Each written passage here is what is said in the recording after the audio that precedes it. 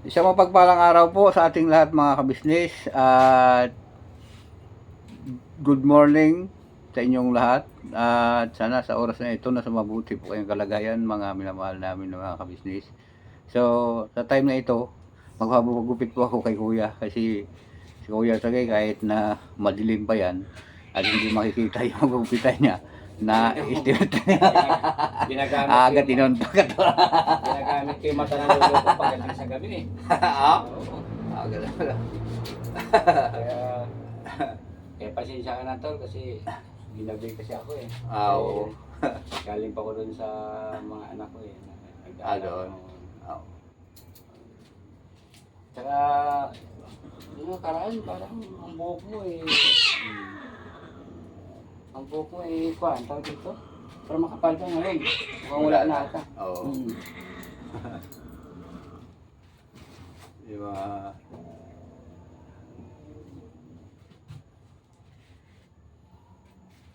Mga miming na dyan, si miming. Sinimaw. Sinimaw. Inaaway niya. Inaaway niya, ayaw niya may kapatid siya dito na miming siya. Bahay. Sinimaw. Yan. Ayan, oo. Ayan po, sandali lang ha. Kuya, ay...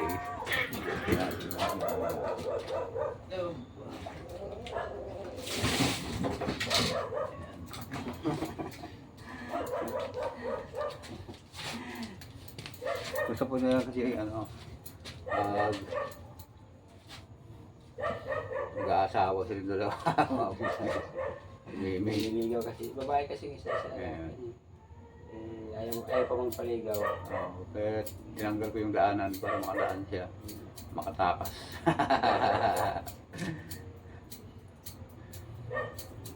Nga pala tol, napanood ko yung pangligaw nung kay Utol Bogi ah. Maganda yung vlog na yun ah. Doon sa Sampaguita? Kita. Oo, nung nakarang araw yun kuya. Napanood mo pala yun? Maganda ba? Ganda nga. Ayun na po, no? Mga business.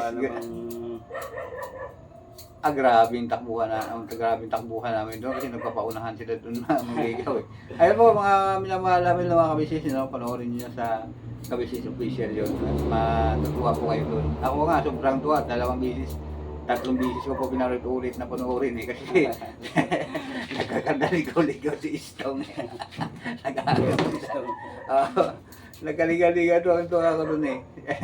Si Kuya naman, siyempre, habol-habol din siya. Nag-uunahan sila manligaw eh. Yun po mga kabisnes na ano lang namin na pinto lang ni Kuya Francis. Napanood ko kasi maganda yung parang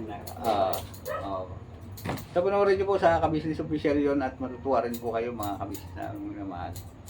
Ayun, yun, kwentuhan din kami ni tatay dito kuya na inibitahan niya ako. Bukas daw ng umaga, magpapahanda daw siya dito. Si tatay. Oo.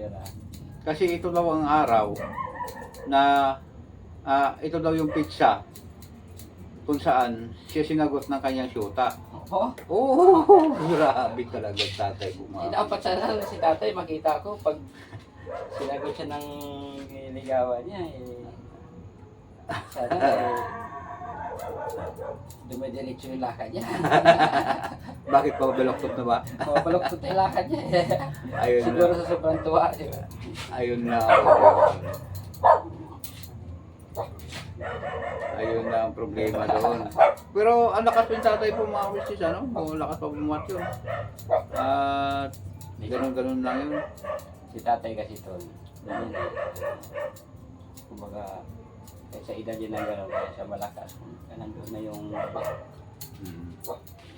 exercise na kailangan talaga natin exercise. Kailangan ba talaga exercise yun? Oo, siyempre. Ganun. Sa edad na 77 sa akin, no? Oo. Malakas. 78 na yan sa June kuya? June 4? Oo, itong June 4. 78 na yan. Ilan taon ko na kuya? 52 na ako. 52, ibig sabihin 50 pa lang ako? 51 mo 51? Mag-53 ka pala sa sunod. Ayun. Ayun po mga minamahal ng mga business. At nag-uusap po kami ni Kuya tungkol dun sa mga ano po. Tatay. Ah, Tatay. Ah, tatay. Tatay. Oh. Mm. Tsaka ano po no, mga minamahal namin ng mga kabisnes sa araw-araw na pamumuhay dito sa ibabaw ng mundo. Talagang ano, habang tumatanda ka pala kuya, marami ka rin palang ano, mga nagbabago sa isipan mo.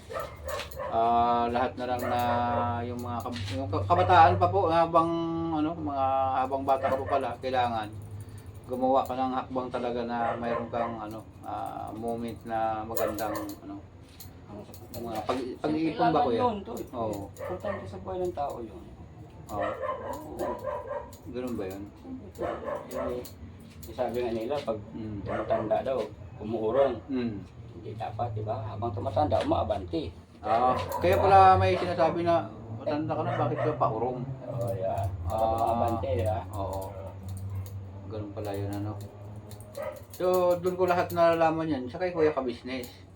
Na ganun lagi yung mga tinuturo niya na mga ano, yung mga talagang mga importante talaga na Kailangan. mga kalakaran na yung mataas para tumaas yung antas ng iyong kamalayan. Yung pagpagising talaga ng ano ba, yung mapaisip ka talaga pagka sinasabi kasi ni Kuya. Ka-Business yung ano, yung mga payo niya. Talagang ano, Kaya may kasabihan na ang payo ng matatanda, sundin. Yan ay nakakabuti. ganun. Oo, kasi matanda na sa kumbaga, ang karanasan lang sa buhay, mahaba na. Oo. Ganun. Paano to kuya?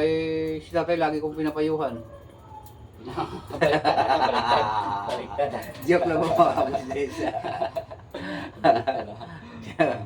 Baliktad yata At saka si tatay kuya, kung ano, ito napagkwentuhan naman natin.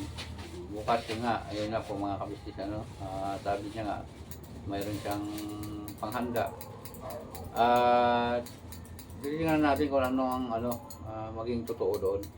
Tapos, ano kuya kasi bala ko na pauwiin si tatay sa probinsya. Payag ka ba doon?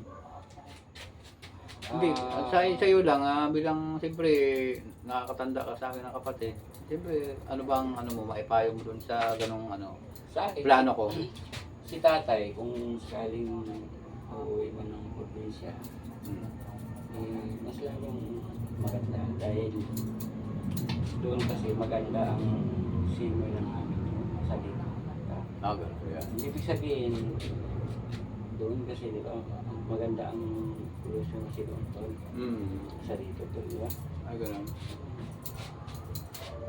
Kasi baka doon, si tatay, baka lalong lumakas. Sa ano, probinsya. Okay. Kasi, Kasi bala ko po kuya, pag tag-init na nawala siyang alon kasi na ano naman si tatay. Papaalam siguro ako kay Kuya Ka-Business na ihatid ko si tatay ng probinsya. kahit na siya, Oo. Ano kayo sa palagay mo? Kaya niya ba umuwi na siya lang? baka mamaya to, Ayun na. sa probinsya ang punta niya. Sa Cubao ang Yun na nga ang ano nun Ayun nga ang kinakano ako doon na ano. Kasi halos siguro isang linggo siguro balikan kuya kaya Di ba? Kuha na ako ng ticket na balikan. ba kayo? Takot ako magsakay sa aeroplano Bakit? Siyempre, hindi naman tayo sanay sa aeroplano ko Siguro kung makasakay ako dun mga ngayon sa aeroplano, mga ka-business, for the first time siguro.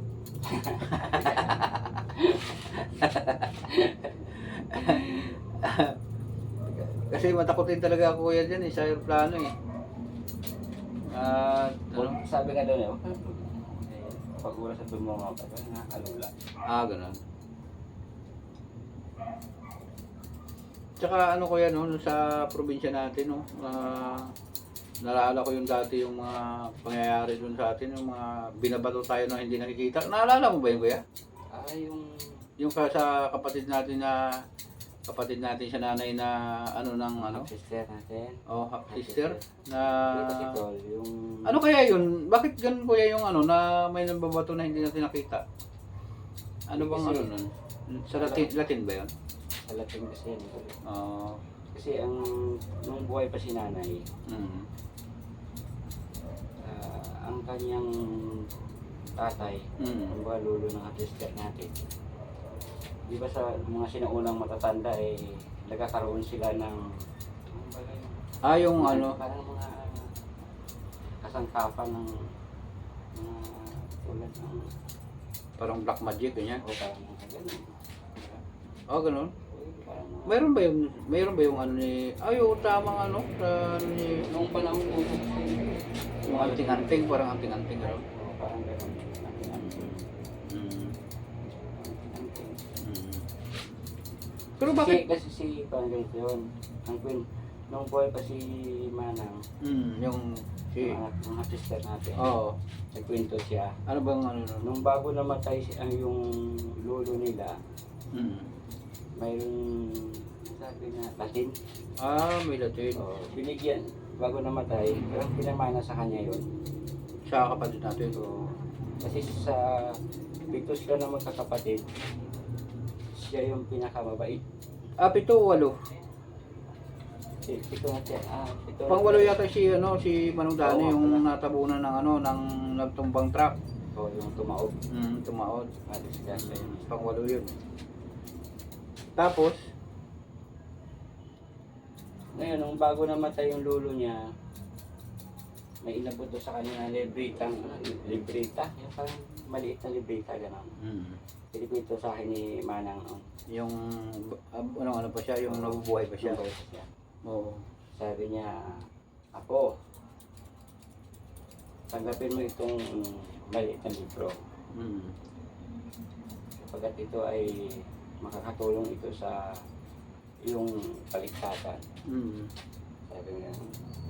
Kaya lang, mayroon itong parang pamaniin parang ganun, na kailangan kung magpaligaw siya, Mm. kung mag-asawa siya ganun, Mm. kailan umabot ng 7 taon. Ah, ganun? Hmm. Grabe. Kapag oras na mag-asawa siya, na hindi pa umabot ng 7 taon, mayroong gugulo sa kanya. Yun na yun, yung sinasabi. Mag-asawa siya nang hindi pa nang umabot Hindi pa ng umabot ng 7 taon, na may gugulo sa kanya na taong itim. Na hindi, anong 7 taon, mag-7 taon siya o mula nung pagkabigay sa kanya? mula sa pagkabigay sa kanya, kailangan Abot ng 7 taon. para walang manggugulo sa kanya bago sa pag-asawa. Ah, okay. Pero kung wala pa sa 7 taon at mag-asawa siya, mayroong manggugulo. Mula nung pagkabigay sa kanya ng libreta na yon, Mm. na tinanggap niya rin, Mm. 3 taon lang yata. Mm. Di ba nag-asawa na siya? Ah, ganun. Yun. Kaya yun, naranasan natin yung Pambabato. Maliit pa ako noon eh, kuya eh. ako nga rin eh. Sa buong buhay ko, doon ko lang naranasan yung gano'n.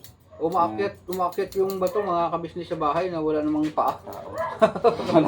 Oo, totoo po yun talaga mga kabisnes. Kitang-kita ko po eh. Kasi hindi pa ano yun eh. No, kuya? Bata pa tayo. Oo, bata pa eh. At saka yung sa amin po kasi, mga minamahal namin ng mga kabisnes, ano siya, maliblib talaga yung lugar namin sa Katuni. Bundok sa Oo. Negros. Oo, madalang yung bahay mga kabisnes. Siguro yung 3 kilometro, kapitbahay pa po namin yun mga kabisnes. Grabe ka naman. Oo. 3 kilometro. 3 kilometro. Na kilometro. Kasi, yung bayan po sa amin, mga minamahal namin ng mga kabisnes, siguro pinakambaba nun siya, 20 kilometers. Ilan? 20. 20, grabe ka naman. Bawasan mo naman doon, sobra naman. Right lang. Pagdating mo na yun, lawit yung dila mo. Lawit na talaga eh. 20 Kasi halos kalahating araw yata nalakad eh. 20 minus 0, 2 kilometro lang. 20, Ganun. Tumiting. Pero may higit siguro yung kuya eh. Kasi napakalayo eh. Talagang nung kasi nag-aaral po ako mga kabisnes doon. Grade 1 kami. grade 2. Grade 3 yata yan. Basta elementary yun. Grade 4. Pag ganyan po mga business. Ang tagal ko, mag-alis po kami ng alas 7. Makadating po kami doon, alas 10. Hindi kasi alam mo bakit, tol. Ano yan? Sabi mo yun, kasi bata pa tayo, maliit pa yung hakbang natin. Ganun ba yun? Kaya tumatakbo ka, di ba? May ano yun, may kasama ng takbo yun eh. May kasama takbo. Kaya naalala ko ngayon, tol eh, nung tumatakbo ka. Sabi ng kapitbahay natin, bilisan mo, dahil maliliit ka na. Takbo. Eh, nung nadapa ka, sabi niya, talaga tong bata na to, hindi nagdahan-dahan, kaya nadapa tuloy. Ganun. Naloko niya naluto sa loob. Ganun nadapa, sinabi na, ba't hindi daw nagdahan-dahan? Tingnan mo tuloy nadapa. Pinakabilis niya tapos yung nagapa eh. No? Sabi niya, bilisan daw eh, kasi maliliit ka na, takbo ka rin. Kaya nga takbo eh. tayo nung nadapa ka eh. Oo. Talaga to, hindi nagdahan-dahan. Tsaka naalala ko si tatay doon eh, sa ano na yan. At laging, pag-uwi, laging lasing. Sabi ko na kaya nangyari ito kay tatay na to. May magbabago pa kaya dito. Kaya doon kuya, hindi ko naranasan na ano eh. Na mag-inom talaga, hindi ko pinangarap yung mag-inom, mag-bisyo, ganyan. Kasi nakikita ko kay tatay, talagang ano talaga eh, masama talaga yung tama sa kanya ng ano. Influencer talaga ng mga inumin. Tuba pa lang yun ha. Oo. Sabi nga ng ano eh. Sabi nga nung kaibigan ko din eh. Bigyan mo ako, markapato. Markapato daw po mga wisis yung ibinigay. Eh yun pala, gansa ang tatak. Tuyo pala yun. Di kaya alat pare. Ano bang binili mo? Markapato. Tuyo pala yun. Sobrang lasing Kasi yung ano, yung kanila ba, nakita niya siguro. Ay iniinom niya kasi tuba kuya eh. Inainom niya tuba eh. Tapos nakita niya yung ano ba, tatak agila.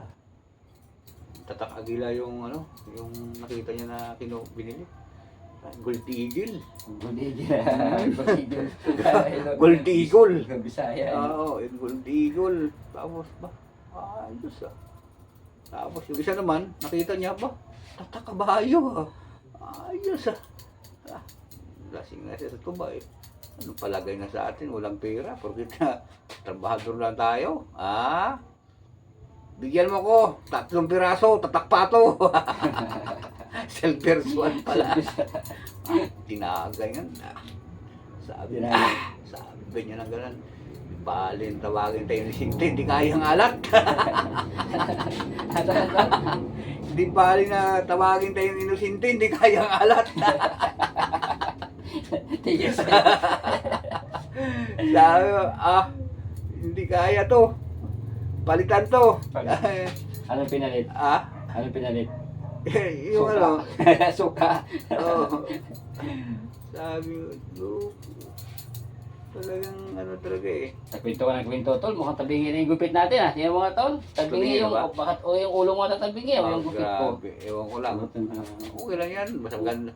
Alam mo kasi pagka maganda nga yung tabing eh. Kasi pagkatuwid naman, walang pupuna. Ibig sabihin, hindi ka gwapo. Hindi, yung mayroon nga yung kasama ko, bagong baldero. Nagalit yung customer eh. Sabi ng customer, tapos na ba yung gupit natin? Sabi ng bebe ko, opo sir, tapos na po. Silip-silip yung customer sa salamin. Sabi, tabingi ah. Para hindi naman siya medyo mapahiya, ang sabi niya sa customer, hindi po sir, yung ulo niyo po tabingi, hindi po yung gupit ko. Pero to lang, tayong tabingi yung gupit niya eh. Tagbingi talaga yung gupit.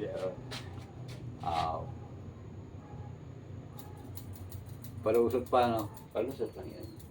Ganun ba yun? Nalala ko dati yung ano eh, nagupit tayo sa bayan eh. Sabi ng ginugupitan ko, ano sabi sa'yo? Sabi nga ganun, parang awa nyo na. Sabi nga, awatin nyo na ito yung kasama nyo kasi wala na po yung buhok ko. Ano ko nawawala to. Siyempre, sabi sa akin, barber spread grabe. Oo, nga pala, sabi niya, Oo. ang gupit. Na sinabi ko po na gupit barbers po, hindi ko kalbo. Hindi, side cut. Sabi niya ganyan. Kasi, ubos na yung kilid Tugit na lang natira Side cut, ibig sabihin. Side cut nakita ko sa gitna yung cut, sa gilid yung tira Oo, kaya nga